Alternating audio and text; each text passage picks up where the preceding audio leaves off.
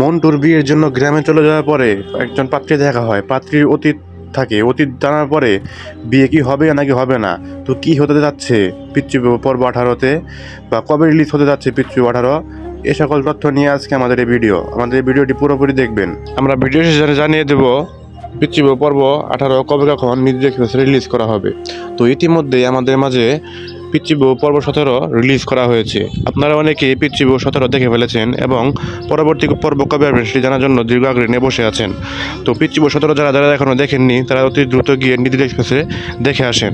অনেক ধামাকাদার কাহিনী হয়েছে এবং পিচ্চি 18-তে আরও অনেক ধামাকাদার কাহিনী হতে যাচ্ছে। তো আরও নতুন নতুন আপডেট জানতে হলে আমাদের চ্যানেলটি সাবস্ক্রাইব করে রাখুন, যাতে সবার আগে সকল ধরনের নাটকের আপডেট সবার আগে পেয়ে যেতে পারেন। তো আর দেরি নয়, আমরা এখন জানিয়ে দেবো পিচ্চি পর্ব 18 কবে কখন রিলিজ করা হবে।